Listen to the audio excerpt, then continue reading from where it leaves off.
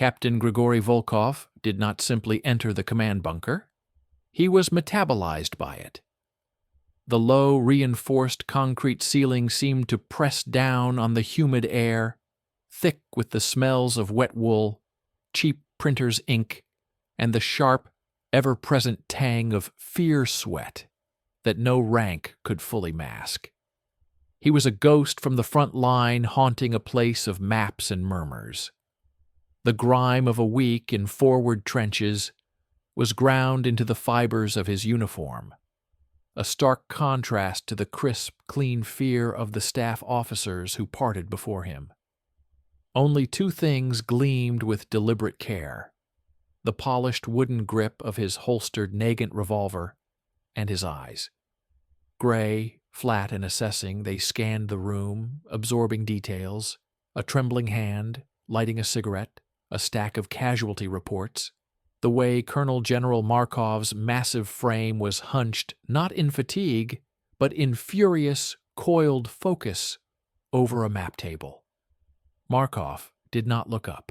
His voice, a basso profundo rumble that vibrated in the chests of those nearby, was directed at the topographic sprawl before him. "Volkov, come here. Stop breathing like a soldier for a moment and start thinking like a grave robber." Volkov approached, his boots soundless on the sawdust-strewn floor. The map was a chaos of arrows, unit designations, and angry red slashes denoting stalled advances. But Markov's sausage-thick finger was not on the front. It was plunged deep into the enemy's rear, pinning a single slender symbol over the winding blue vein of the Danube. Zollernberg. "The door is closing," Markov growled. An intelligence officer, pale and precise, placed a series of high-altitude reconnaissance photographs beside the map. The bridge leapt into terrifying clarity. A steel and stone monstrosity, its latticework casting long, predatory shadows on the dark water. On the far bank, forests climbed into defensible hills. On the near bank, the town of Zell huddled, a geometric puzzle of rooftops and streets now militarily significant. But Volkov's gaze, trained by years of hunting and being hunted, ignored the obvious. He traced the lines of sandbag emplacements, the patterns of truck tracks converging and dispersing, the telltale shadows of anti-tank hedgehogs, and then he found them. Not with his eyes first, but with the cold logic of a saboteur. From the central piers, almost invisible against the stone, snaked dark, insulated cables. They slithered like vipers off the bridge and vanished into the cellar of a nondescript building in Zell. Demolition wires. The bridge was not a structure. It was a patient, pre-packaged explosion. "Their tactical withdrawal is becoming a rout here," Markov said, drawing a crumbling line on the map with a black grease pencil. "But their engineers are not fools. When our spearhead," his pencil tapped a bold red arrow 20 kilometers east, "the 4th Tank Army gets within striking distance, they will turn this river into a flaming moat. Our advance stops dead. We then fight for a month, riverbank by riverbank, for a crossing. The arithmetic is simple, Volkov. It is a calculation done in the currency of regiments." Volkov understood the math. It was the only language that never lied in war. He gave a single, shallow nod, his eyes never leaving the photographs, memorizing the angles of approach, the blind spots, the killing fields. "The garrison is a shell," the intelligence officer interjected, his voice a dry rustle. "Remnants of the 23rd Infantry, rear echelon supply troops, a handful of military police, demoralized, under strength. But here," his pointer landed on a small, neat encampment near the bridge's western abutment, "is a dedicated pioneer platoon, Waffen SS engineers. They are not confused. They are waiting." Their only order is to push a plunger. They are the true guardians of the bridge. Now, General Markov straightened. He was a mountain shifting, and his shadow fell over Volkov like a physical weight. Bombing is out. We need it intact. A parachute assault is a sledgehammer. Too loud, too scattered. They would see the sky fill with silk and complete their only real mission. He leaned in close, and Volkov could smell the stale tobacco on his breath. So we send a scalpel, a single clean cut in the night. You will take 5 men. No more.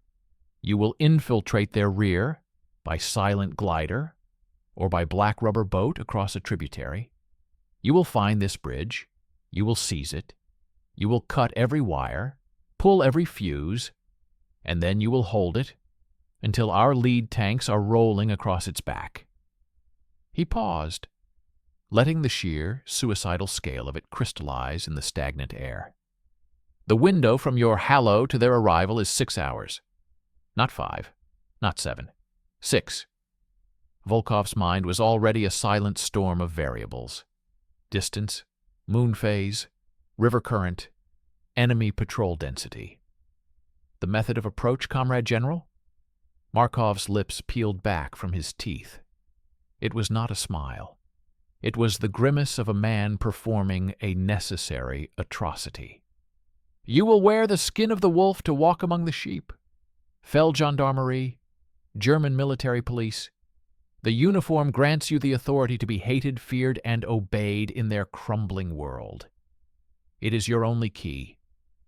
A silence, colder and deeper than the forest outside, filled the bunker. The implication was a physical blow. To operate in enemy uniform was to strip oneself of the Geneva Conventions, of the very concept of prisoner of war status. Capture meant a brief, brutal interrogation, followed by a bullet to the back of the skull in some dank cellar. The mission was not just dangerous. It was a state-sanctioned suicide pact with a slim chance of reprieve. You have absolute authority, Markov declared, his tone leaving no room for debate. Pick your men from anyone in the entire sector. The penal battalions, the reconnaissance brigades, the infantry reserves. I do not care if they are angels or the devil's own nephews. I need men who can hold a knife silently, speak the enemy's language in their sleep, and stare into the abyss without blinking. You find them. You prepare them. You move in 48 hours.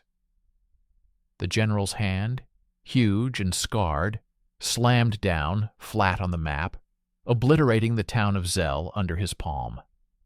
This bridge, Captain, is no longer a piece of engineering. It is the fulcrum on which this entire offensive tilts. You seize it, and you open the gates of hell for them. You fail.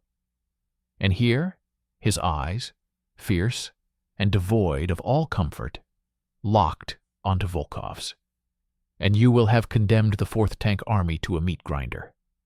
But you will not be alive to bear the guilt. They will bury you in an unmarked ditch in that uniform, and your names will be erased.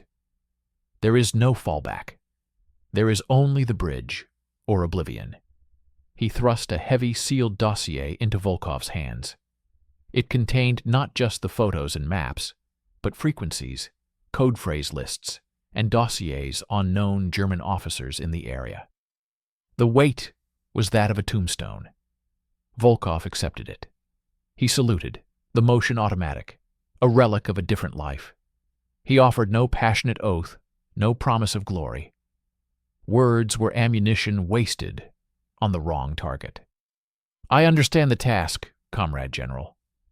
He turned and walked back through the bunker, a spectral figure moving against the current of bustling staff. As he passed the communications alcove, a commotion erupted at the entrance. 2 burly NKVD guards shoved forward a bedraggled figure in a torn Wehrmacht uniform, his face a mask of blood and defiance. A captured German scout, caught behind the lines. The guard's eyes, flat and impersonal, met Volkov's for a fraction of a second. Without breaking stride, one drew his Tokarev pistol. The sound of the shot, loud and final in the confined space, was a period at the end of Markov's sentence. A visual footnote on the fate of men caught wearing the wrong clothes. Volkov did not flinch. But as he pushed the heavy oak door open and stepped into the twilight of the pine forest, the world did not right itself. The distant thunder of the front was a constant, aching pulse. He looked down at the dossier in his hands, his knuckles white on the leather. For a long, suspended moment, the iron control wavered. A faint, almost imperceptible tremor ran through his fingers. The tremor of a man who has just been handed his own death warrant and ordered to fill in the time and place himself. He closed his eyes, drew in a breath of cold, clean air laced with pine and cordite, and willed the tremor to stop. When he opened his eyes, the flat gray calm had returned, harder than before. He began to walk, not towards the officers' quarters, but towards the distant, barbed wire enclosure of the penal battalion compound and the ragged tents of the reconnaissance troops. The spark had been struck, yes, but it was not a spark of hope. It was the last glowing cinder in a sea of ash. And he now had to find 5 other men willing to cup their hands around that ember, to breathe on it, and to pray it would become a conflagration for the enemy, and not the pyre that consumed them all. He had 48 hours to recruit the damned. The compound of the 42nd Independent Penal Battalion was not a place, but a condition. It existed in a state of perpetual grimy twilight, delineated not by fences, but by a palpable atmosphere of resigned fury. The air smelled of boiled cabbage, unwashed bodies, and the sharp, metallic scent of despair. Captain Grigory Volkov walked through this morass of humanity like a blade cutting through smoke. His eyes, those flat gray discs, did not judge the men who watched him from the doorways of dugouts or from where they listlessly worked on repairing rusted equipment. He assessed. He was not looking for soldiers. He was selecting tools for a specific, hideous task. He needed edges, not virtues. His first stop was the battalion commandant's dugout, a low, earth-smelling cave lit by a single, guttering kerosene lamp. The commandant, Major Skvortsov, was a man whose soul had been eroded by the endless stream of thieves, deserters, and fools that passed through his hands. He listened to Volkov's terse request, glanced at the papers bearing General Markov's brutal signature, and shrugged a shoulder heavy with indifference. Take any of them. They are all dead men walking anyway. Just sign the release. Volkov stepped back into the compound's yard. His gaze swept the area and settled on a man who was neither walking nor working, but simply existing with a potent, coiled stillness. He was older, his face a topographical map of deep lines and weathered skin, his hands large and scarred, resting on his knees as he sat on an overturned crate, whittling a piece of kindling with a narrow, wicked-looking knife. He did not look up as Volkov's shadow fell over him. This was Senior Sergeant Pyotr Batya Mironov, a Siberian hunter and former sapper, who had found himself in the penal battalion, not for cowardice, but for beating a corrupt rear echelon major, half to death, over the theft of his unit's rations. Volkov saw the precise, economical movements of the knife, the absolute lack of wasted energy. Here was a man who understood silence, tools, and violence. Mironov, Volkov stated, his voice devoid of inflection, You have a choice. Stay here and wait for a bullet to find you in the next frontal assault, or come with me on a mission where your skills with explosives and a knife will determine whether you live or die. The odds are the same. The target is more interesting.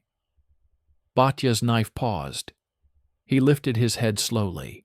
His eyes were the color of flint, and they held no hope, only a cold, animal curiosity.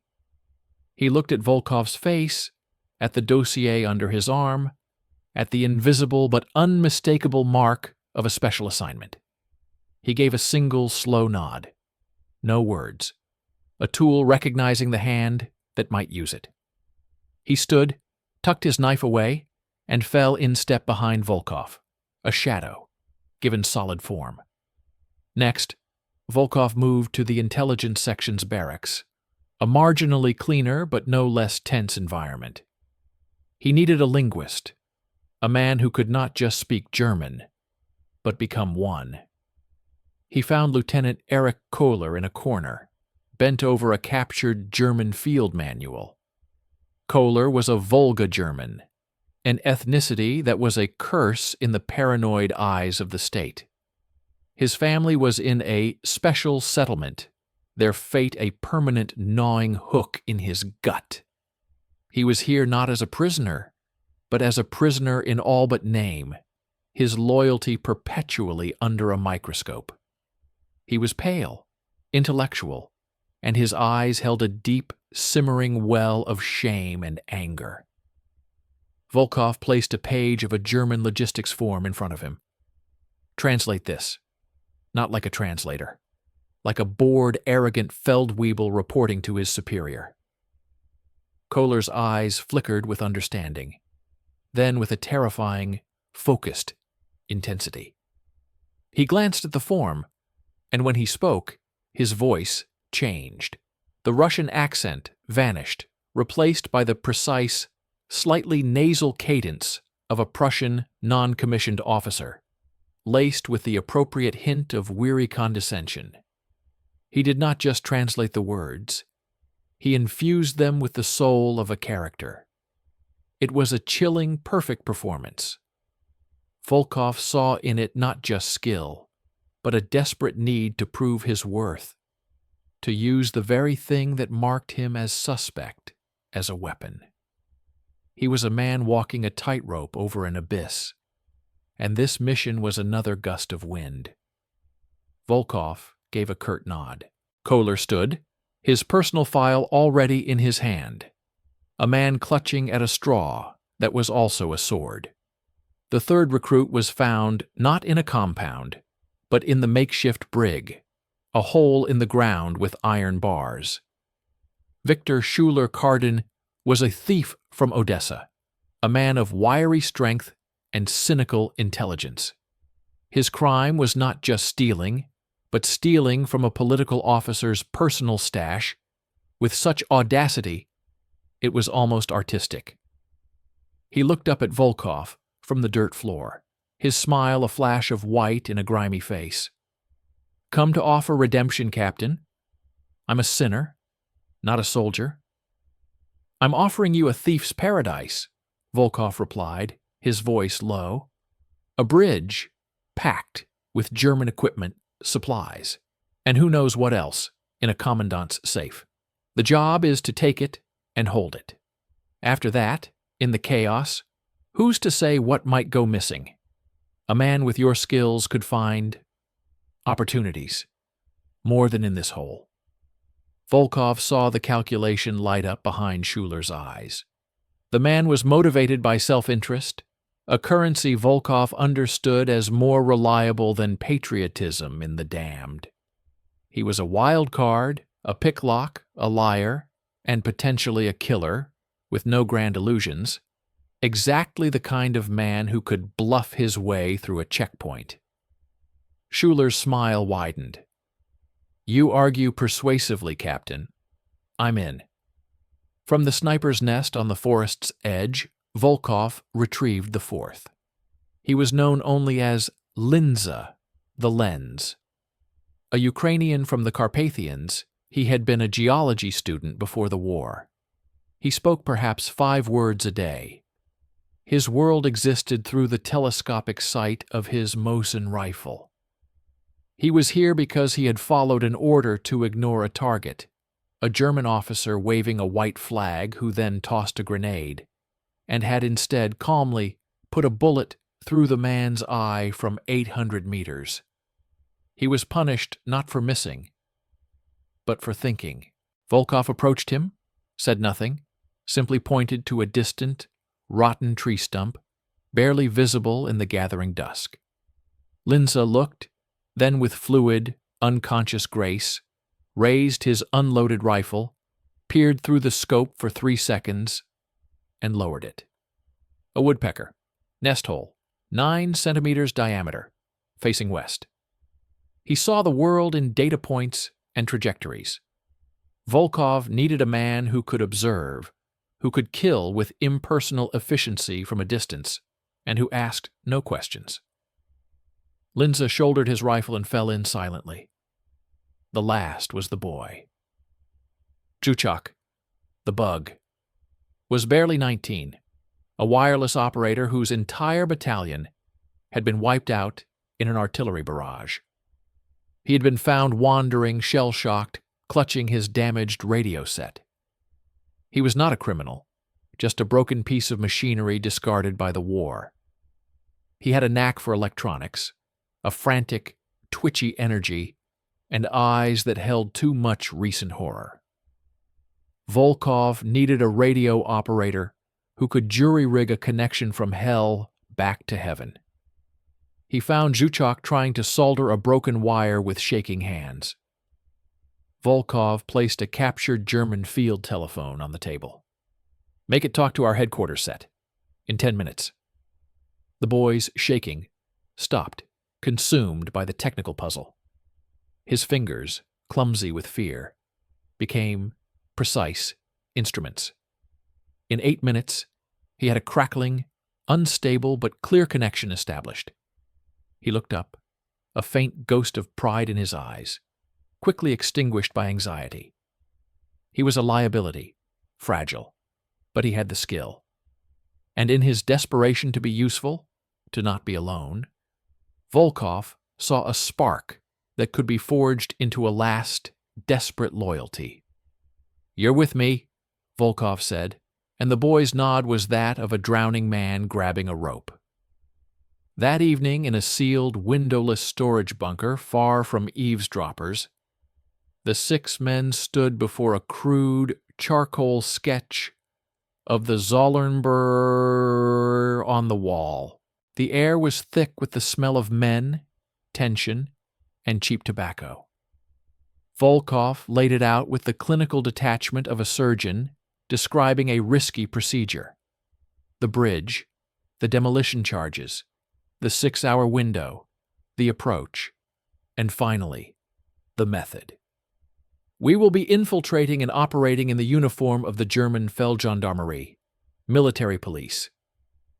The silence that followed was absolute and heavy enough to suffocate. Batya's flinty eyes narrowed to slits. Kohler went pale, his academic's mind instantly comprehending the legal and practical abyss. Schuler let out a low, appreciative whistle. "Ah, so we're not just soldiers. We're actors in a very short play with a bad ending." Linza simply stared at the bridge schematic, as if calculating windage for a shot he already knew he might have to take. Zhuchak's breath hitched, his eyes darting between the grim faces around him. Volkov let the reality settle into their bones. This is not a request for heroes. It is a requirement for survivors. Each of you was chosen because you possess a skill we cannot do without.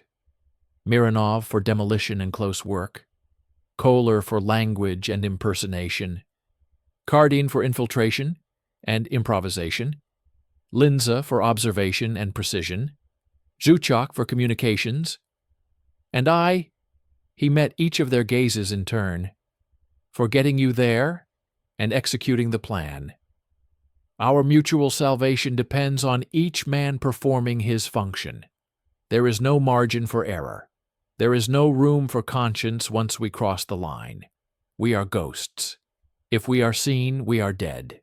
If we fail, thousands of our own men will die on the riverbanks."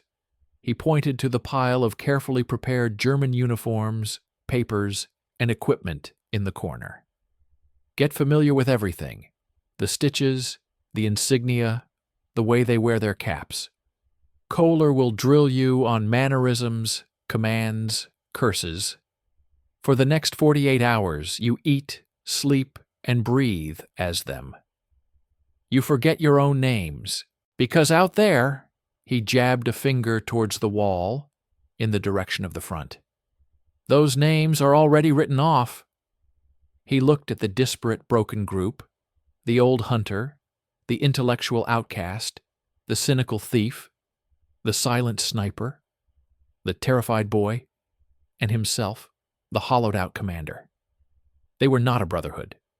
They were a collection of sharp, mismatched fragments, hastily glued together by desperation and the cold cement of a single, monstrous objective. The spark from the command bunker had now touched these 6 separate piles of tinder. Whether they would ignite a victorious blaze or simply consume themselves in a brief, violent flash was a question that hung in the smoky air, unanswered. The gathering was complete. The damned had been recruited. Now the real work of becoming demons began. The night of the insertion was a living entity, vast and hungry. It swallowed sound, shape, and distance whole. The 6 men were now stains of deeper black against this nothingness, loaded into the belly of a frail, canvas-skinned A7 glider that smelled of pine, sweat, and stark fear. It was towed behind a lumbering Lie-2 transport plane, a parasitic insect clinging to a larger host as they climbed above the cloud cover, leaving the known world, the scent of their own cook fires, the distant, familiar thunder behind.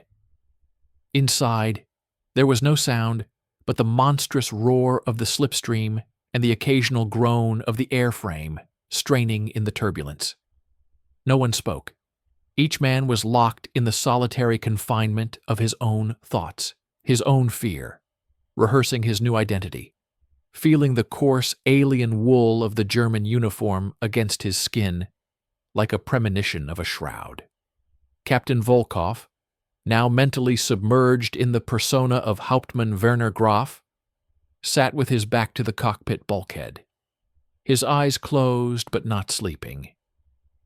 He was visualizing the map, the river's bend, the clearing marked as LZ7. He could feel the tension radiating from the others like heat. Zhuchok was vibrating with it, his fingers tracing and retracing the seams of his stolen ammunition pouches. Schuyler's customary smirk was absent, replaced by a grim, focused line. He was a gambler, realizing the stakes were his own flesh. Batya sat like a carved stone, his large hands resting on his knees, one thumb rhythmically stroking the handle of his fighting knife. Kohler's lips moved silently, running through a litany of probable German commands and casual phrases, his face a mask of academic concentration over raw terror. Linza simply watched the darkness outside the small porthole, his gaze as flat and measuring as his rifle's scope. A sudden, violent lurch. The tow cable, released, snaked away with a final whip-crack sound. The world fell into a terrifying, silent plunge. The glider pilot fought the controls, the wind screaming a higher, thinner pitch over the wings as they dropped through the cloud layer. The sensation was of being thrown down a well. Stomachs lurched, Zhuchok gagged. Then, a brutal buffet of crosswinds, the glider bucking like a wild horse. The planned landing zone vanished, rendered irrelevant by the chaotic, moon-shrouded geography below. The pilot cursed, strained, and aimed for the only semblance of flatness he could discern. a patch of field rimmed by the jagged teeth of pine trees. The impact was a shattering convulsion, a scream of tearing canvas, a symphony of snapping wood. The world became a brutal cartwheel of noise and violent motion. Men were thrown against straps, against each other, against the unforgiving ribs of the fuselage. Something, a strut, a crate, struck Volkov a glancing blow on the temple, stars exploding in his vision. Then a final grinding halt. Silence, louder than the crash. Dust and the smell of torn earth filled the wreckage. A low moan came from the cockpit. The pilot was pinned. For a second, paralysis held them. Then Volkov's training cut through the daze. He unclasped his harness, his movements urgent but precise. Out! Now! Before it ignites! His voice was a harsh rasp in the sudden quiet. They clawed their way out of the shattered carcass of the glider, into the cold, damp air of a German forest. The scene was one of utter disaster. The glider was a broken bird, one wing pointing grotesquely at the sky. The pilot was beyond help, his neck at an impossible angle. Their carefully packed extra explosives and a reserve radio were crushed beyond recovery. They were on the ground, but they were already behind schedule, already compromised. Batya was at Volkov's side in an instant, a field dressing already in his hand, pressing it to the cut on Volkov's temple. The blood was warm and slick. Volkov batted his hand away, not out of anger, but necessity. Check the others. Inventory. We move in 90 seconds. The inventory was grim. They had their personal weapons, the German submachine guns and pistols, the uniforms on their backs, the forged papers. They had Linza's disassembled sniper rifle, Zhuchok's German field radio, and Batya's essential kit of subtle tools and fuses. But they had lost their reserve supplies, their margin for error.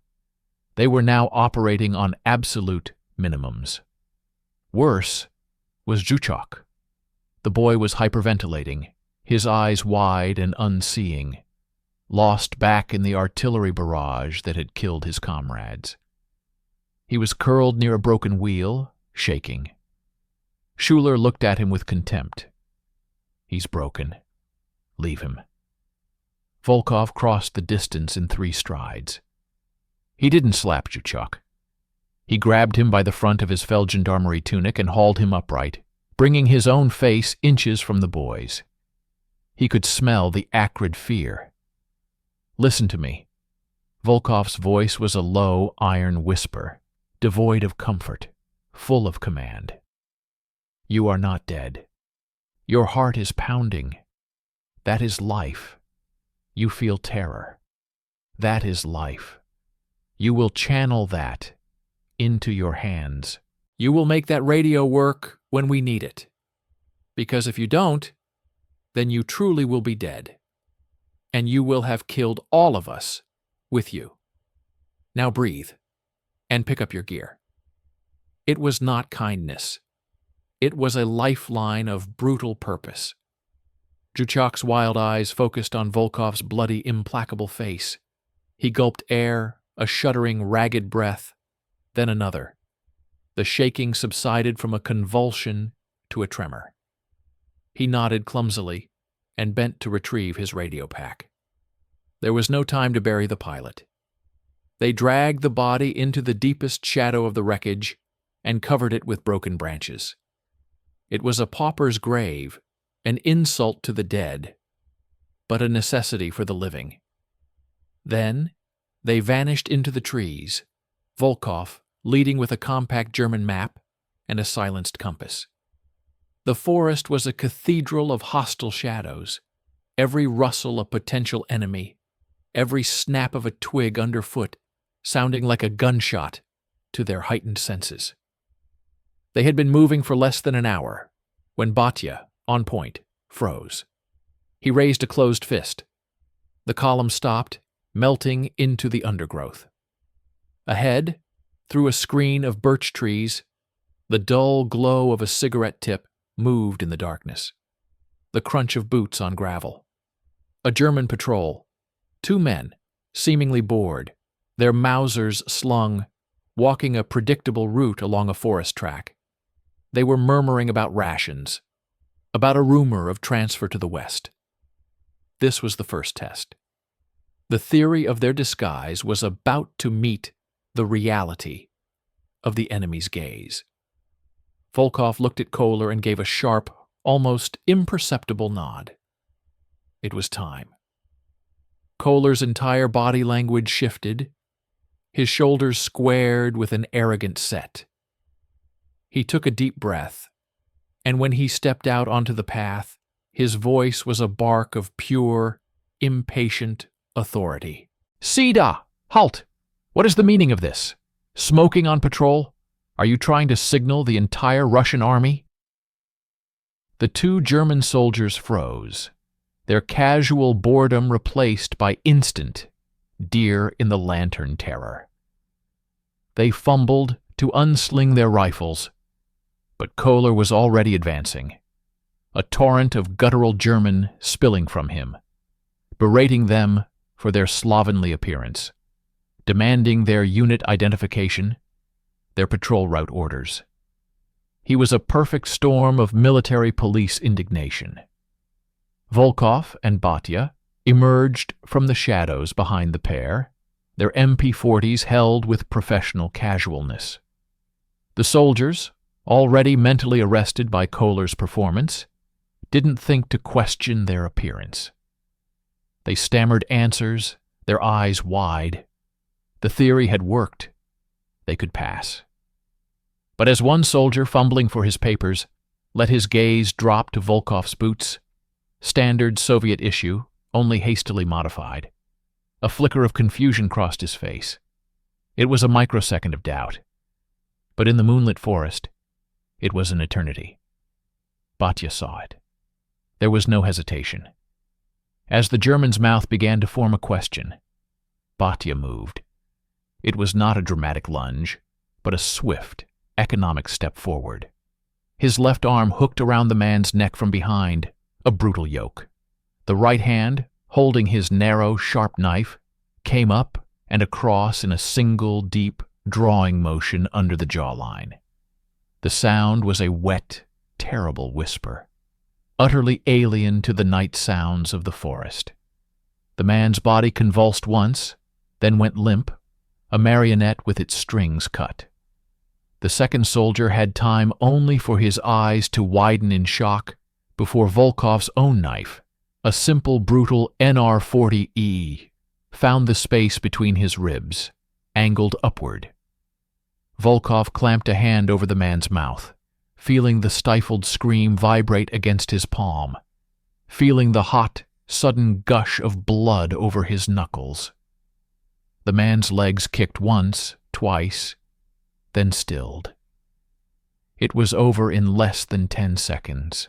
The 2 bodies lay at their feet, dark liquid pooling on the pine needles, glistening in the thin moonlight. The silence that followed was profound, broken only by the ragged, shocked breathing of Zhuchok, who was staring at the scene with his hand clamped over his own mouth. Schuler looked down, his face unreadable. Kohler had stopped his tirade mid-sentence, the color drained from his face. His weapon was language, not this visceral, intimate butchery. Linze simply scanned the tree line, his job unchanged. Volkov wiped his blade clean on the dead man's tunic and sheathed it. He felt nothing but a cold, practical assessment. The threat was neutralized. Their cover was intact.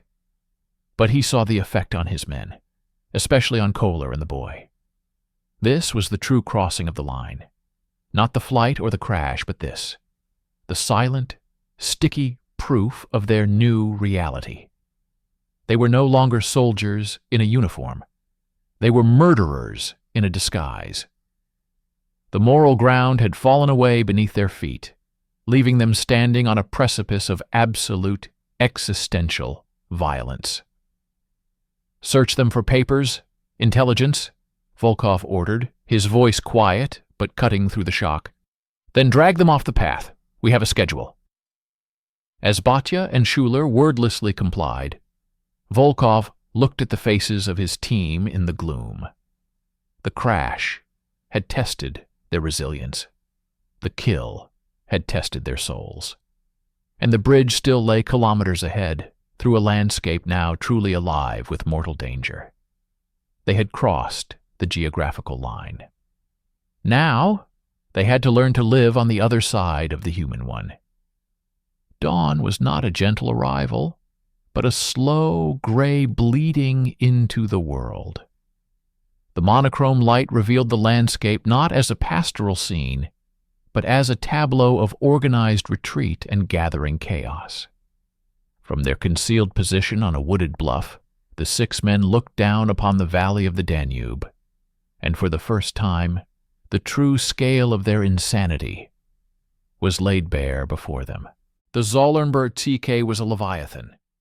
It was not merely a bridge, but an iron and concrete organism that had grafted itself onto the landscape.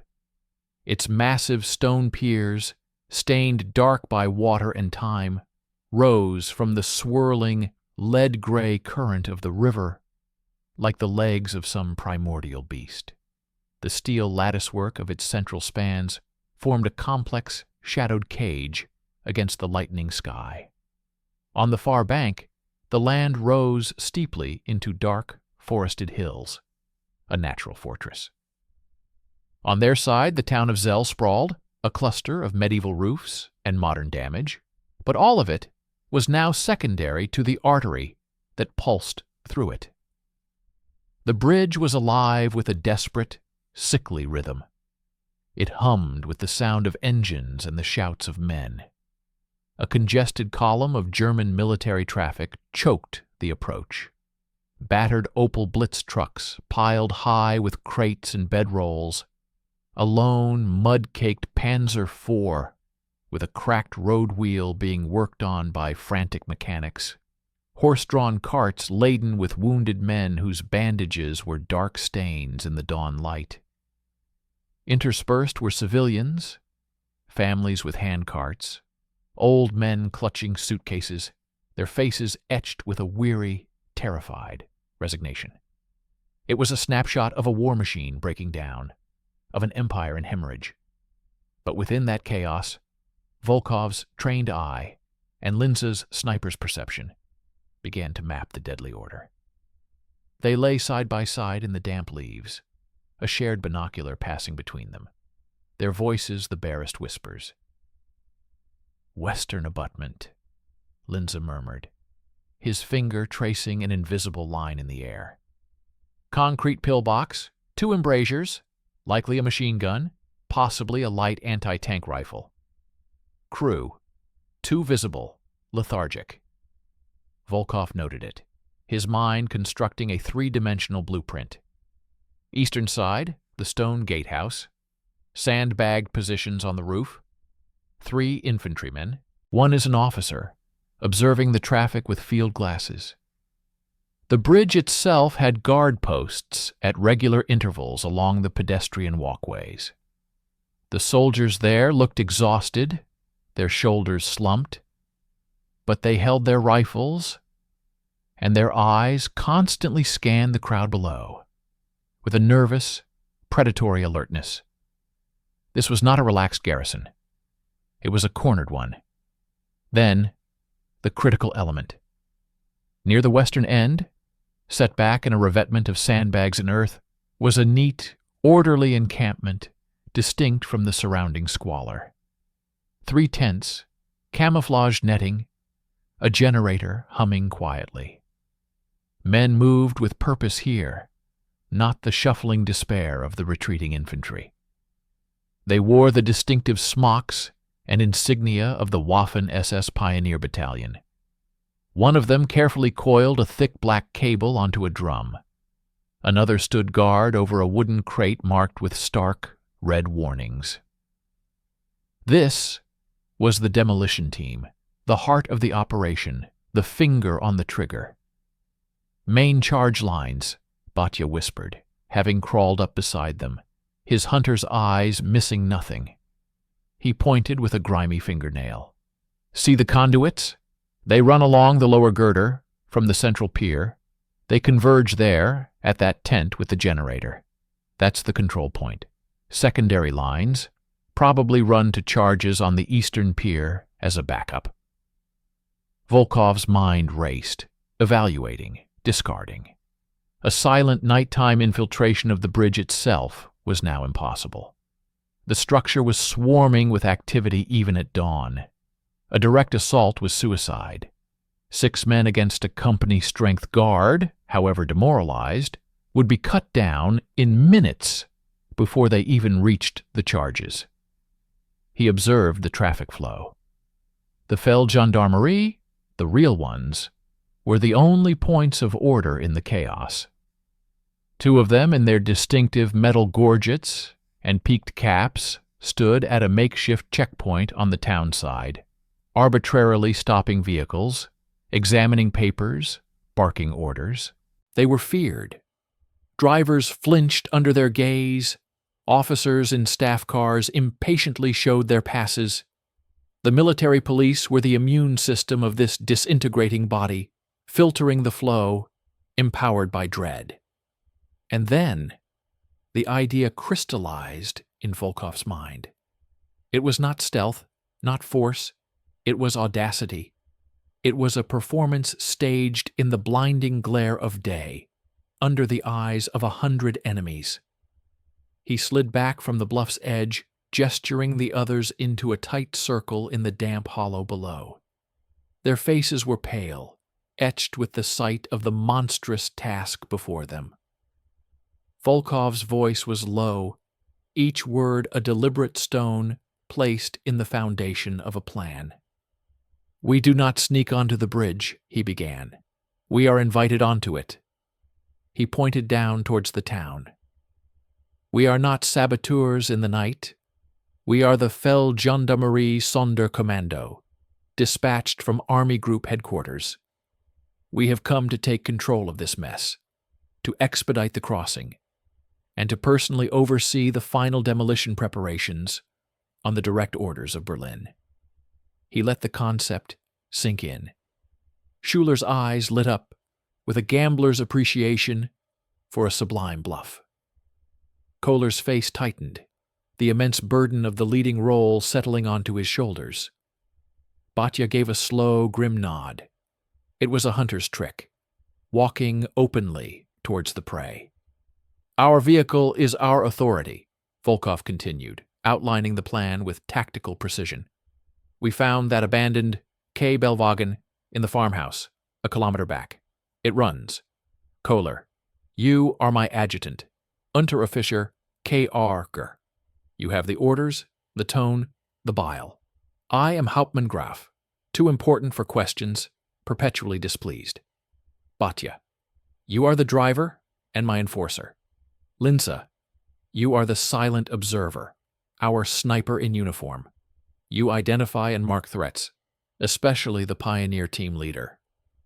Schuler, you are the specialist.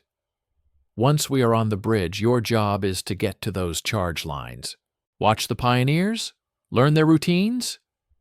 Zhuchak, you stay with the vehicle, guard the radio, look nervous and junior. It will not be an act." He detailed the approach. They would not skulk through back alleys. They would drive down the main street of Zell, through the heart of the retreat, with arrogant speed. They would bypass the regular checkpoint with a contemptuous wave of Kohler's forged paperwork, shouting about priority clearance. They would drive straight onto the bridge deck, not stopping for the traffic, using the vehicle's horn and their assumed authority to part the sea of refugees and soldiers like a rusty, four-wheeled Moses. Their target was not the bridge's walkways or the machine gun nests. Their target was the command nerve, the small stone gatehouse on the eastern end, or better yet, the pioneer's own command tent. They would confront the officer in charge, overwhelm him and his staff in the confined space where numbers mattered less than surprise and ruthless speed. The chaos of the bridge outside would be their ally, masking the brief, violent struggle within. "We are not attacking a fortress," Volkov concluded, his gray eyes locking with each of theirs. "We are performing a coup. Our weapons are not these submachine guns first, but our uniforms, our manner, our utter, unshakable conviction that we belong there more than anyone else. From the moment we start that engine, you are not Russians. You are the iron fist of a disintegrating Reich. Believe it. Breathe it. Your life depends on it." They prepared in silence. Kola rehearsed the specific, obscure jargon of German engineering and demolition protocols Batya had briefed him on, muttering to himself. Schuler checked and rechecked the action of his stolen Walther P-38, a thin, cruel smile playing on his lips. Batya meticulously wiped the dust from the captured K. Bellwagen's windshield. A driver's act of eerie normalcy. Linse assembled his rifle under a blanket, his movements fluid and sacred, then concealed it in a long canvas bag that could pass for a tool roll. Zhuchok tested his radio one last time, the faint crackle of static sounding like a fragile lifeline to a world that now felt light years away. Volkov stood apart for a moment, looking back at the bridge through the trees. The Leviathan awaited, ignorant of the parasites aiming for its brain. The plan was a tightrope over a canyon of machine gun nests, and they were dressed as clowns for the enemy. Every instinct screamed it was madness. It was also the only possible move. He touched the drying blood on his temple from the crash, a reminder of the first price paid. He took a final deep breath, shedding the last of Captain Grigory Volkov, letting the arrogant, impatient Hauptmann Werner Graf settle into his bones like a cold, familiar armor. He turned to his men, these 5 shattered mirrors reflecting his own resolve. He gave a single, sharp nod. "Wir gehen," he said, the German words foreign and heavy on his tongue. "We go." The engine of the K. Bellwagen coughed to life, a fragile, sputtering sound against the distant roar of the river and the bridge. The performance was about to begin. The walk into the lion's den had started. The K. Bellwagen was a rickety chariot descending into a Boschian hell. As it bounced down the muddy track from the woods and onto the paved road leading into Zell, it was immediately swallowed by the tide of retreat. The air thickened with a cacophony of despair, the grinding of gears, the braying of overburdened horses, the wail of a child, the sharp, guttural shouts of NCOs trying to impose order on the disintegration. The smell was a physical assault. Exhaust fumes, unwashed bodies, the sweet rot stench of gangrene from a passing ambulance cart, and the pervasive damp odor of river mud, of river. Captain Volkov, now Hauptmann Graf, sat rigidly in the front passenger seat, his face a mask of cold, aristocratic displeasure. He did not look at the suffering around him. He looked through it, his gaze fixed on the steel silhouette of the bridge growing larger at the end of the street. Every muscle in his body was a coiled spring, but his posture radiated bored impatience. Beside him, Batya drove with a deliberate, intimidating steadiness, his massive hands on the wheel, his eyes hidden behind standard-issue German goggles, his Feldgendarmerie gorget gleaming dully against his dark uniform. In the back, Kohler, Schuler, and Linse were packed tightly, with Zhuchok clinging to the radio set on his lap like a life preserver. They hit the first checkpoint at the town's edge. 2 weary infantrymen and a nervous young lieutenant waved them down. Before the lieutenant could even speak, Kohler was in motion. He rose in his seat, not fully standing, and unleashed a torrent of perfectly accented, scathing Prussian German. He waved their forged orders, stamped with an eagle and swastika that looked terrifyingly official, in the man's face. The words Sonderkommando, direct order from high command, and criminal obstruction sliced through the lieutenant's authority like hot wire through butter. The man's confidence, already brittle, shattered. He took a step back, stammering an apology, and waved them through with a frantic gesture. The K Bellwagen accelerated past without a second glance, parting the human sea before it, with the sheer force of its occupants' projected arrogance. It was their first test, and they had passed. The uniform was a suit of armor. Kohler's tongue was the sword. But the tension inside the vehicle was a living, vibrating thing. Zhuchok's knuckles were white on the radio casing. Schuller's fingers tapped a silent, frantic rhythm on his knee, his eyes scanning the crowds, the windows, the rooftops, calculating angles of threat. Linza's gaze was a slow, continuous pan, cataloging weapons, unit insignia, the locations of machine guns. He was building a 3-dimensional kill map in his mind. They reached the bridge approach. The chaos here was magnified, a logjam of metal, flesh, and fear. The 2 real Feldgendarmes at the checkpoint here were harder, more seasoned men, their eyes sharp with suspicion amidst the chaos. One of them, a veteran with a scar across his cheek, stepped directly into their path, his hand raised. This was the crucible. Batya brought the vehicle to a halt, the engine idling roughly. The scarred policeman approached Volkov's window, his eyes narrowing. He was not looking at the papers Kohler was already thrusting forward.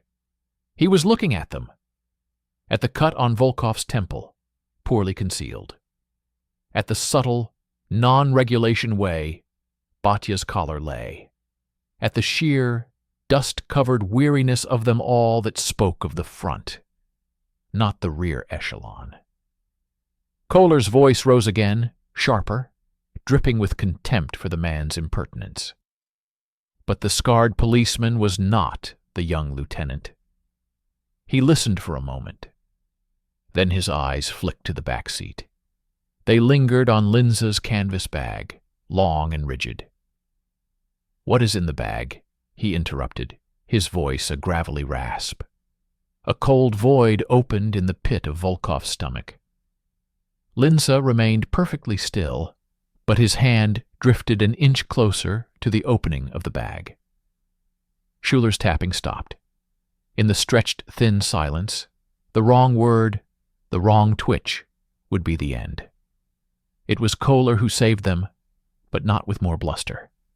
He shifted tactics. Leaning forward, he dropped his voice to a low, conspiratorial, almost weary tone. He nodded toward the bridge, toward the pioneer encampment just visible through the girders. He spoke of the immense responsibility, the direct line to Berlin, the absolute necessity that the demolition be executed flawlessly and only on the correct order. He implied, with the skill of a born manipulator, that this policeman's obstinacy was not just an insult, but a potential sabotage of the Reich's strategic plans. He was no longer berating a subordinate. He was sharing the burdens of command with a fellow, if lower-ranking, servant of the state. The policeman's suspicion warred with ingrained obedience, with the fear of overstepping and being blamed for a catastrophe. He looked once more at Volkov. Volkov met his gaze not with anger, but with an icy, disinterested exhaustion, as if the policeman were a mildly irritating insect. It was the look of true, unquestionable authority. The policeman wavered. Then, with a grunt that was neither respect nor apology, he stepped back and waved them through. The K-Bellwagen rolled forward onto the actual deck of the Zollernber Taxi K. The world narrowed to a cage of vibrating steel. The river roared far below, a cold, indifferent god. On either side, the pedestrian walkways were crowded with shuffling figures. The noise was a physical pressure on the eardrums. Volkov's eyes were fixed ahead, on the stone gatehouse at the far end. That was the goal. But Batya, following the plan, swerved the vehicle toward the western side, toward the Pioneer encampment's tent with the humming generator. The command tent. He parked with arrogant disregard, blocking part of the narrow service lane. They disembarked, a tableau of grim, purposeful efficiency. Volkov strode toward the tent flap, Kohler a half-step behind, already announcing their presence with a sharp, "Hauptmann Graf, Feldgendarmerie Sonderkommando. Wer ist hier verantwortlich?" Inside the tent, it was a world of ordered, technical menace. A map of the bridge was pinned to a field table, every charge and wire meticulously marked. A young, sharp-faced SS Unterscharf sergeant, was supervising a corporal at a portable switchboard, the demolition control. Two other pioneers looked up, startled. The SS sergeant, a man named Keller, turned. He had the cold, fanatical eyes of a true believer, untouched by the general demoralization. He did not cower before the Feldgendarmerie Gorget. He assessed. This was the most dangerous man they had yet faced. Kohler launched into his performance, demanding status reports, verification of charge placements, the firing sequence. He was technically flawless, citing obscure manuals. Sergeant Keller responded, his answers precise, his eyes never leaving Volkov. He was looking for a crack, a hesitation. He asked to see the specific written order from Army Group, the one referencing the new, delayed demolition protocol Kohler had vaguely mentioned. A minute, stretched into a lifetime, passed. Volkov stood motionless, a statue of impatience. But inside the clock was screaming. They were in the belly of the beast, and the beast was growing suspicious. Outside, the bridge's chaotic symphony continued. But here in the tent, the air was freezing solid. Then, the crack appeared. Not from them. From outside. A panicked shout in German. "Partisanen! Im Lastwagen!" Partisans in the truck. In that instant of diverted attention, as Sergeant Keller's eyes flicked toward the tent flap, the fragile illusion shattered into violent reality. The performance was over. Volkov moved. His pistol, a silenced Luger, was in his hand and pressed under Keller's jaw before the sergeant could react. At the same moment, Batya, a mountain of sudden motion, struck the corporal at the switchboard with a crushing blow to the temple. The man crumpled silently over his deadly console, but the two other pioneers were faster. One lunged for a weapon leaning against the tent pole. Schuler was on him, not with a gun, but with a garrote wire that flashed in the dim light. It was a thief's weapon, intimate and brutal. The man's choke was stifled, his boots drumming a frantic tattoo on the canvas floor. The second pioneer made it to the tent flap, shouting a warning. Linza, who had positioned himself at the entrance, moved with the serene speed of a predator. A single powerful thrust of his fighting knife upward and in, below the rib cage.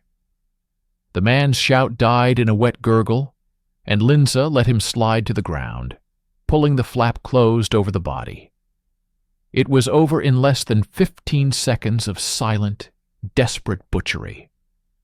The tent now held 4 dead Germans and 6 living Russians, their uniforms spattered with the blood of the men they had impersonated. Sergeant Keller, still held by Volkov, his eyes wide with the shock of betrayal and imminent death, stared at Volkov's face. He saw not the cold German aristocrat, but the relentless, calculating eyes of the enemy. He understood everything in that final, horrifying moment. Volkov saw the understanding dawn. There was no choice. He pulled the trigger. The phut of the silencer was lost in the generator's hum. Keller's body sagged. Silence, thick and sickly, filled the tent, broken only by the generator and Zhuchok's ragged breathing from outside. They held the control point. They had cut the head off the snake. But the shout of "partisan" still echoed outside. The body at the tent flap was a hidden time bomb. And the entire teeming, heavily armed bridge was now a powder keg around them, its fuse lit, its guardians dead at their feet. The cruel illusion of their disguise was gone, burned away in the flash of violence. What remained was the bare, terrifying truth. They were now trapped rats in the very center of the enemy's lair, and the only way out was through a storm of steel. The world inside the Pioneer tent was a pocket of absolute, blood-soaked stillness, a stark and violent contrast to the chaotic river of sound flowing just beyond the canvas walls. The coppery smell of death clashed with the sharp odor of oil and electrical insulation from the generator.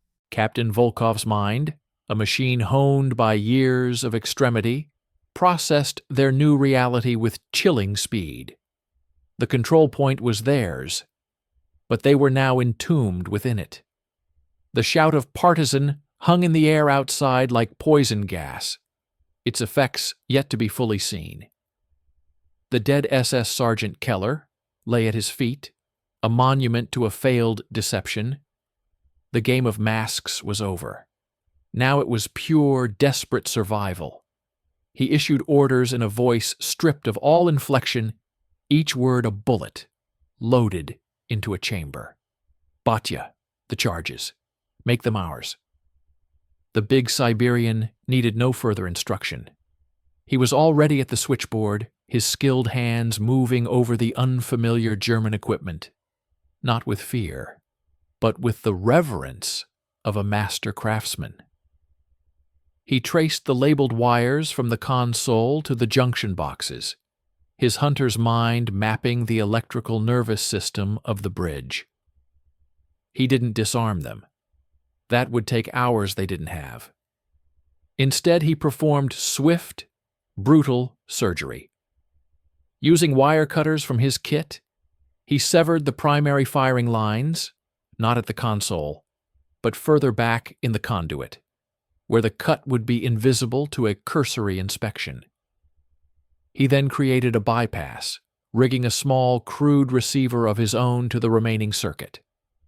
The bridge's own demolition charges were now his to command, their destiny severed from German hands and jury-rigged to a Soviet radio frequency, Zhuchok's frequency. It was a temporary, fragile hijacking of apocalyptic power. "Linza, the high ground, the gatehouse roof. Go." The sniper moved like a ghost. He took his long canvas bag, now stained with a dark, damp patch from the pioneer's blood, and slipped out of the tent's rear flap, the one facing the superstructure. He vanished into the forest of steel girders, a spider ascending to its web. His task was to find a perch with a commanding view of both bridge approaches and the Pioneer encampment. He was their eyes, their early warning, their angel of death for any organized assault. "Schuler, the perimeter. Make us some time." The thief grinned, a feral expression devoid of humor. His skills were not of a soldier, but of a saboteur and a creator of chaos.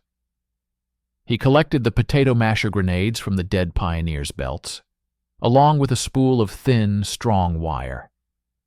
He slipped out after Linza, but descended, moving toward the bridge's stone abutments and the shadowed areas beneath the deck. His job was to create a deadly maze of tripwires and booby traps at the most likely approaches to their tent fortress, to turn the architecture of the bridge itself against its defenders. Kohler, the voice, you are now the command. Volkov locked eyes with the translator, whose face was pale but set with a hard resolve. The intellectual was gone, forged in the fire of the tense violence into something sharper. Kohler took Sergeant Keller's field cap, put it on, and positioned himself at the tent's entrance, where he could be seen but not easily reached. He would now play the role of the living, impatient SS sergeant, barking orders at the imaginary men inside, shouting for reports, maintaining the illusion for any distant observer that the pioneer tent was still functioning, still German. It was the thinnest of veils, but it was all they had. Volkov and Zhuchak remained at the heart. Volkov began barricading the tent's interior with map tables, crates of electrical equipment, the generator itself. He created a makeshift inner redoubt. Zhuchak, his hands trembling only slightly now, worked feverishly on his radio. He had to establish contact with the advancing Soviet forces to send the coded signal. Zarya, dawn. The bridge is seized. Prepare to cross. But the river valley and the steel superstructure played havoc with the signal. All he raised was static and the faint, distant crackle of other, unrelated German transmissions. The lifeline was silent. The first test of their tenuous hold came within minutes. A regular German infantry corporal, his face smudged with soot, approached the tent. He was confused, reporting the partisan alarm, asking for orders regarding the checkpoint. Kohler, from the shadows of the flap, his voice a perfect mimicry of Keller's irritated snap, berated the man for panicking over refugee scum, ordered him back to his post, and told him to send any further inquiries to the town commandant, not the specialist detachment. The corporal, relieved to be dismissed by such unquestionable authority, scurried away. The veil held, but Linza's voice, a soft, emotionless whisper through the captured German field telephone they had wired, came next. Observation: 3 men, pioneer uniforms, approaching from West Bank, walking with purpose. They are expected here. The lost pioneers, the ones who had been coiling cable or on a break. They were returning to their tent. There was no bluff that would work here. These men knew Sergeant Keller, knew their comrades. They would enter the tent. Volkov positioned himself and Batya on either side of the flap entrance, pistols ready. Schuler, from his hiding place beneath the bridge, watched their approach through a gap in the planking. The 3 pioneers chatted as they walked, unaware. They pulled back the tent flap. What followed was not a fight, but an execution. Volkov and Batya fired simultaneously, the suppressed shots sounding like hard coughs. 2 men fell in the entrance. The third, half-turned in shock, was yanked off his feet by Schuler, who had climbed up and grabbed his ankle from between the deck beams. The man had time for one short, aborted cry before Batya leaned out and finished him with his knife. Now they had 3 more bodies in the open, at the very entrance to their stronghold. The veil was tearing. They dragged the corpses inside, piling them with the others. The floor was a slick, terrible testament. The tent was no longer a command post. It was a charnel house they were forced to inhabit. Time became a slow, torturous drip. Each minute was a lifetime of listening to the unchanged rumble of traffic a good sign, to the distant shouts, to the ominous silence from their own radio. Zhuchok's face was a mask of sweat and concentration as he endlessly adjusted frequencies, sent the coded call signs into the void, and heard nothing in return. Then, the first organized threat. Linza's whisper again, calm and precise. Infantry squad. 8 men, led by a Feldwebel. They have stopped at the eastern checkpoint. They are looking this way. The Feldwebel is pointing. He is arguing with the policeman. The shout of partisan had borne fruit. Suspicion had crystallized into action. Kohler tried his performance from the tent flap, shouting across the distance for them to mind their own sectors. But the Feldwebel was not a confused corporal. He started across the bridge toward them, his squad following, their weapons unslung. The veil was gone. "Hold fire until they are in the kill zone," Volkov murmured into the field phone, a message for Schuler and Linza. The squad advanced cautiously, but they were trained for frontline combat, not for a booby-trapped labyrinth. Schuler's first tripwire, attached to a grenade wedged in a girder, was invisible in the dim light under the walkway. The lead soldier's boot snagged it. The explosion was deafening in the confined steel canyon. Shrapnel and smoke erupted, cutting down 3 men instantly, wounding 2 others with screams. The Feldwebel and the remaining 2 dove for cover. This was Linza's moment. From his perch high in the gatehouse superstructure, he had a clear, unhurried view. His rifle spoke once, a sharp, definitive crack that echoed strangely off the water. The Feldwebel, peering out from behind a steel beam, jerked and collapsed. A second shot, and a screaming, wounded man fell silent. The remaining German soldier panicked, turned, and ran back the way he came, shouting incoherently. The first assault had been broken, but the alarm was now undeniable, ringing in the ears of every soldier on the bridge. Volkov knew what came next. Mortars. Machine guns. A concentrated assault they could not repel from a canvas tent. They had to shrink their perimeter, find harder cover. He made the decision. "Abandon the tent. Fall back to the stone gatehouse. Linza, cover us. Batya, is the package ready?" Batya held up a small, crude detonator box wired to the German console. "The bridge is ours to burn, but only once." They gathered what they could: ammunition, the precious radio, the detonator. They prepared to make a desperate sprint across 50 meters of open bridge deck, from the pioneer tent to the solid stone of the eastern gatehouse. Now a fortress they had to storm with their backs to a waking enemy. As they took their positions at the torn tent flap, Zhuchok let out a small, choked sound. He was staring at his radio, a single green light blinking rhythmically through the static. He had broken through. A faint, broken voice, speaking Russian, repeated a code phrase in their headphones. "Awaiting Zarya. Confirm Zarya." They had contact. The lifeline was live. But the message he now had to send was not one of triumph. It was a desperate plea against a ticking clock. He looked at Volkov, his eyes wide. Volkov understood. The tanks were coming. But they were not here yet. And at that precise moment, from the town side of the bridge, the heavy, chilling thump-thump-thump of a German MG-42 machine gun being test-fired rang out. The siege was no longer a creeping suspicion.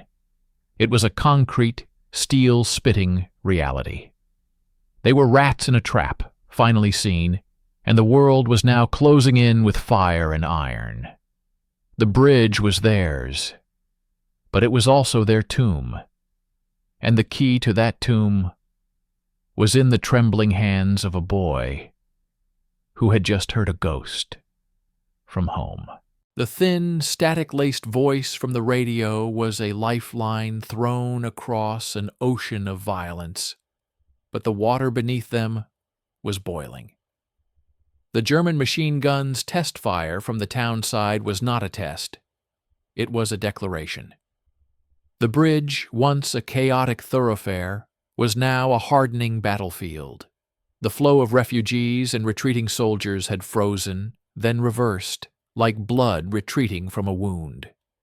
A dangerous vacuum formed on the deck, leaving only the 6 men exposed in their island of stone and canvas, and the enemy solidifying in the shadows of Zell's buildings and the Western Bank's woods. Captain Volkov's mind, a cold engine in an overheating world, processed the new geometry. The Pioneer tent was a death trap, soft, central, indefensible. The stone gatehouse on the eastern end was a fortress, but it was 50 meters away across open, fire-swept pavement. They had to move. Now.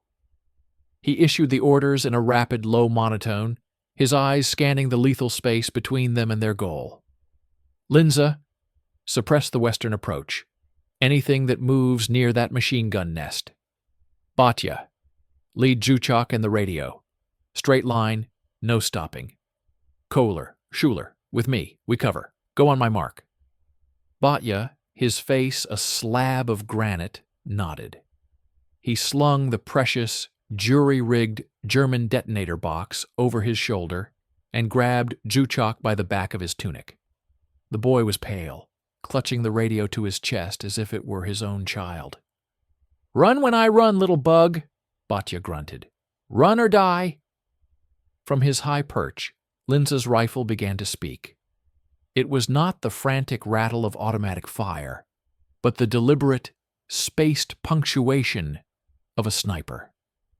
Each crack was followed by a distant shout or the sudden silencing of a muzzle flash from a window in Zell. He was buying them inches of safety with each precise shot. "Now!" Volkov barked. Batya and Zhuchak burst from the tent flap, low and fast, like animals fleeing a fire. The moment they were exposed, the bridge erupted. The MG-42 from the town found its range, a long, tearing seam of bullets stitching across the asphalt, chasing their heels. A rifle shot from the western woods sparked off a girder near Volkov's head. Volkov, Kohler, and Schuler returned fire from the tent entrance, their MP-40s chattering, not to hit anyone at this range, but to pour noise and fear back at the enemy, to disrupt their aim. Schuler, the thief, fired with a wild, grinning ferocity, while Kohler's shots were measured, controlled, his jaw clenched tight. Batya and Zhuchak dove behind a low-service utility shed halfway to the gatehouse. They had made it halfway. The second stretch was worse, utterly exposed. Linza shifted his aim, firing at the machine gun nest's aperture, forcing a temporary, blessed lull. "Go again!" Volkov shouted, and the 2 men broke cover. They were 10 meters from the gatehouse door when a new threat emerged. From a service stairwell on the bridge's side, a cluster of German infantry, 4 men, spilled onto the deck, cutting directly across Batya's path. They were confused, looking for the source of the fight, and they came face to face with a massive Feldgendarme sprinting with a boy. There was no time for thought. Batya shoved Zhuchak behind a steel column and turned to meet them. He fired his MP-40 from the hip, dropping the lead soldier. But the magazine was empty. He discarded it, drawing his knife and his captured P-38 pistol in one fluid motion. He shot the second man point blank, took a rifle butt to the shoulder from the third, grunted, and drove his knife up under the man's chin. The 4th German, a kid himself, froze in horror. Batya shot him in the chest. It was 20 seconds of brutal, intimate carnage. Batya turned, grabbed a stunned Zhuchak, and hurled them both through the heavy oak door of the gatehouse. The bolt shot home behind them. Seeing them clear, Volkov, Kohler, and Schuler made their own run. It was a hail of fire. Chips of stone and sparks flew around them. Kohler cried out, stumbling. A bullet had torn through his calf. Schuler grabbed him, hauling him forward, half dragging, half carrying him the last few meters as Volkov covered their rear, firing backward until his own weapon clicked empty. They fell through the gatehouse door, Batya pulling them in, and slammed it shut, barring it with a heavy iron beam. The gatehouse was a dim, cold sanctuary of stone. Slit windows provided narrow fields of fire. The lower floor was a guard room, now empty, save for spent casings and the smell of old tobacco. A spiral staircase led to the roof, where Linza was ensconced. They were together, but they were besieged. Zhuchak was already on the stone floor, frantically rewiring his radio connection, tears of frustration or fear, or both cutting tracks through the grime on his face. Kohler lay panting on the floor, Batya tearing open his trouser leg to examine the wound. A clean, through and through, bleeding heavily, but not fatal if they lived long enough for it to matter. Volkov assessed their position. They held the eastern head of the bridge. The Germans held the town and the western bank. The bridge itself was a no-man's land of bodies and abandoned vehicles. They had a sniper on the roof, a wounded man, a terrified radio operator, and a dwindling supply of ammunition. And they had the detonator. Then Zhuchak's voice, thin but clear, cut through the panting and the distant gunfire. "Contact. I have contact. Lead elements of the 4th Tank Army report. They are delayed." A cold, worse than any river fog, filled the stone room. "How long?" Volkov asked, his voice dangerously quiet. 2 hours minimum. The road, it's a swamp. They cannot move faster." 6 hours had become 8. The mathematics of their survival, already on the brink of impossible, now tipped into the realm of fantasy.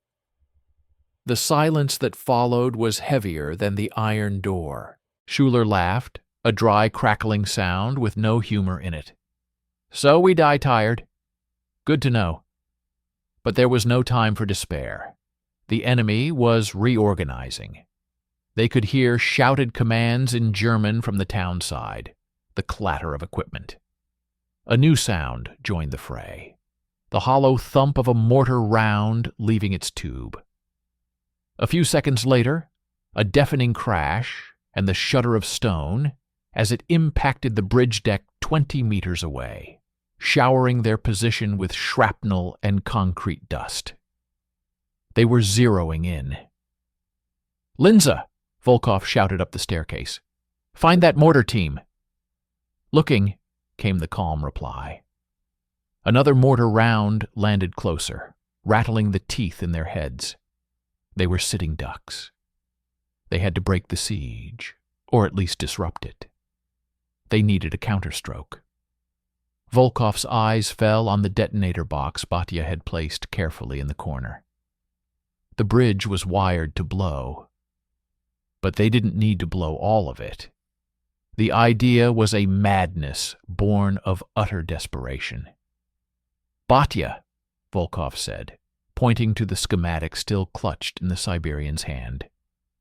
"The secondary charges on the western approach, the ones you said were redundant. Can we blow just that span? From here?" Batya's flinty eyes studied the diagram. He traced lines with a bloody finger. "Yes, the circuit is separate. It would drop 50 meters of the roadbed into the river, cut the bridge from the town, isolate their main force from us."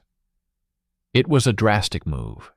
It would turn the Zollernberdaxi KK into a dead-end pier, a promontory in enemy territory. It would also make their own eventual rescue by the tanks infinitely more complicated. But it would stop the infantry assaults, and likely the mortar fire, at least from the town side. It would buy them the 2 hours they so desperately needed. "Do it," Volkov ordered. Batya didn't hesitate.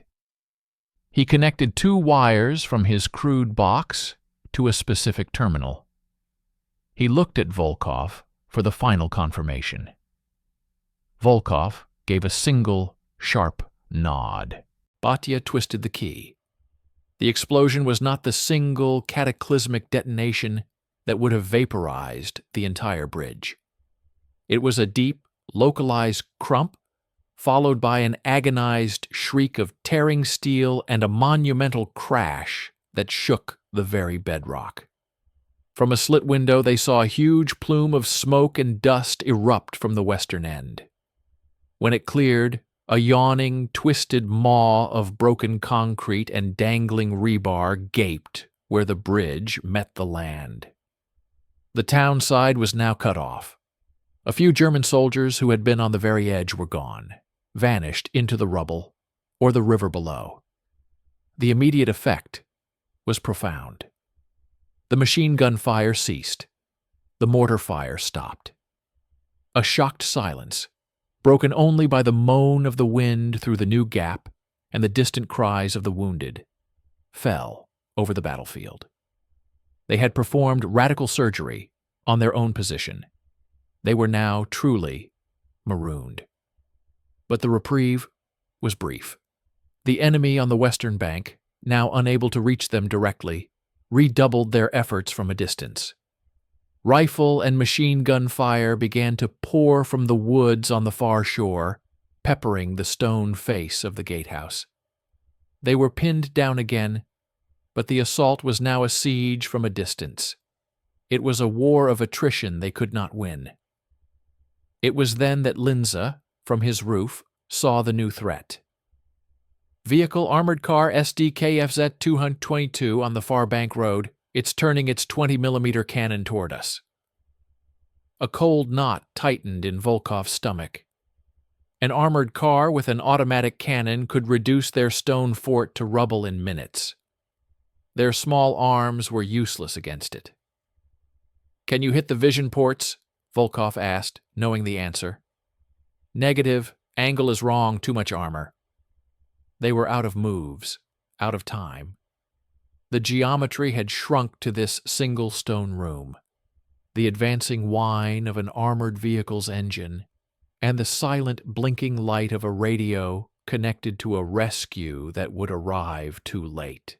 Volkov looked at his men, Batya, stoic and bleeding from a shrapnel graze on his brow, Kohler, pale but conscious, binding his own leg, Schuler, counting his last magazines with a thief's resentment, Zhuchak, a boy holding a lifeline to a world that was letting them go.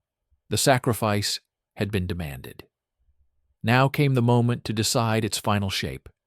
He moved to the radio. He would send one last message. Not a plea, but a final report. The bridge was held. The door was open. And then they would make their final stand. Not as impostors in stolen uniforms, but as what they had become. 6 men who had bent the course of a river and were about to be consumed by its current. The world had narrowed to the relentless, percussive hammering of the 20mm cannon shells against the ancient stone of the gatehouse.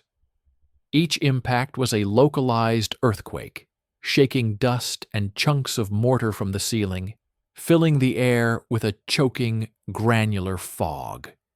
The sharp, chemical stink of high explosives replaced the smell of blood and river damp. Light speared through new, jagged cracks in the walls with every hit. The armored car on the far bank was methodical, patient, a metal predator chewing at the edges of their stone shell. It was only a matter of minutes before a shell found a window slit or weakened a load-bearing wall, enough to bring the roof down on their heads. Captain Volkov crouched by the radio, its green light a steady, mocking eye in the chaos. Zhuchak was beside him, fingers flying over the dials, transmitting the final, stark message Volkov had dictated. Zarya confirmed. Bridge eastern head secure. Western span destroyed. Enemy armor on far bank. Await relief. It was a telegram from the edge of the grave. The static that hissed back was the only reply. Across the room, Batya was helping a gray-faced Kohler prop himself against a wall, positioning him to fire from a lower slit. Kohler's leg was a mess of bloody bandages, but his hands were steady as he checked his weapon. The intellectual had been burned away. Only a cold, focused core remained. Schuler was at another slit, firing short, wasteful bursts at distant shapes in the woods across the water, not to hit, but to force them to keep their heads down, to buy seconds. "Come on, you red bastards!" he was screaming in Russian, a raw, defiant curse against the approaching tanks of his own army, willing them forward through the mud. "Where are you?" Linza's voice, calm but strained, came down the spiral staircase from the roof. "The cannon. It is shifting fire. It is aiming at the base of the tower. Next salvo will be at the foundations." They had run out of time. The geometry was final. The armored car would collapse their fortress, and the infantry would then swarm the rubble. Volkov made the last decision. "Out! Everyone out of the gatehouse. Take positions among the bridge girders, the abandoned trucks. We make our stand in the open. Linza, you have one task. The armored car's commander. When they advance to inspect the ruin, you put a bullet in his brain. Then die trying." It was not an order of hope, but of spite. To force the enemy to pay for every inch, to die on their feet on the bridge they had taken. As they gathered their pitiful remaining ammunition and prepared to dash into the storm of fire, Zhuchak let out a strangled cry, not of fear, but of desperate, incredulous focus. He was pressing the headphone to his ear, his entire body trembling with the effort to hear. Through the static, through the thunder of the cannon, through the ringing in their own ears, a new sound was emerging. Not from the radio speaker, but from the world itself. A deep, distant vibration, felt through the soles of their boots before it was heard. A low, grinding rumble that was not the river.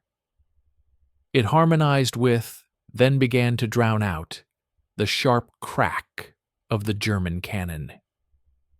Volkov froze. He knew that sound. It was the sound of the earth turning. It was the sound of 100 diesel engines at high revs, the cacophonous symphony of tracks churning through mud and over hard ground. It came from the east, from their side of the river, from the direction of the impenetrable wall of forest where no German vehicle would ever be. Linza, from his perch, saw it first. His voice, for the first time, lost its flat calm, charged with an electric intensity. Smoke, on the eastern road. Black diesel smoke, many columns. And lead vehicle, emerging from the tree line. He didn't need to describe it. They all knew the silhouette. The sloped armor, the long, overhanging gun, the squat, brutal profile of a T-34. The armored car on the far bank heard it too. Its cannon fire ceased abruptly. A moment of eerie, ringing silence descended, broken only by the growing, glorious thunder from the east. Then, chaos of a different kind erupted on the far bank. The German infantry who had been sniping from the woods broke cover, not to advance, but to run. The armored car gunned its engine in reverse, scrambling to turn, to flee the apparition that had appeared where none should be. Volkov was the first to move. He shoved the heavy iron beam clear and threw open the shattered gatehouse door. He stood fully exposed on the blasted deck of the bridge, ignoring the sporadic, panicked shots that still whined past. He raised his arms, not in surrender, but in a fierce, unmistakable signal of identity. He was a man emerging from the underworld to greet the dawn. Behind him, Batya half-carried Kohler out into the light. Schuler whooped, firing his last magazine into the air in a ragged, insane salute. Juchok stumbled out, still clutching the radio, tears now streaming freely down his face, laughing and sobbing at once. The lead T-34 did not slow. It reached the intact eastern approach of the bridge.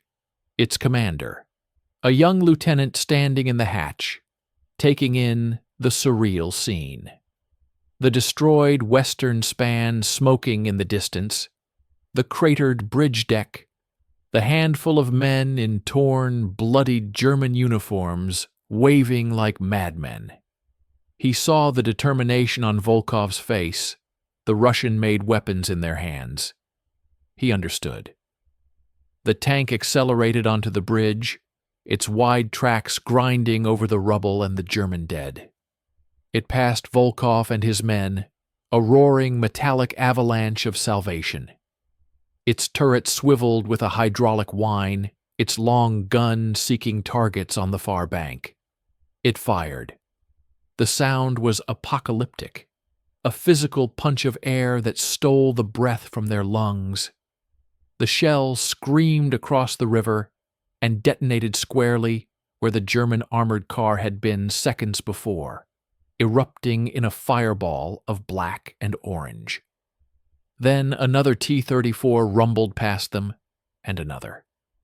A river of green steel and roaring engines now flowed across the Zollenbergkake, this impossible artery they had kept open. The tanks deployed as they crossed, some firing at fleeing enemy concentrations, others securing the far bank, their machine guns chattering. The world was consumed by the noise of their own army's vengeance. Volkov stood amidst the cataclysm he had summoned, feeling the vibrations of the passing giants in his very bones. He looked at his men. Batya gave him a slow, weary nod, the respect of one professional to another. Kohler had slumped against a girder, eyes closed, a smile of exhausted triumph on his pale lips. Schuler was scavenging a cigarette from a dead German's pocket, his hands finally still. Linze climbed down from his perch, his rifle slung, his face unreadable, but his eyes alive. Juchok sat on the ground, head in his hands, shoulders shaking with the release of unimaginable tension. A BMP with staff markings rolled to a stop beside them. A colonel, his uniform clean, his face sharp and intelligent, dismounted.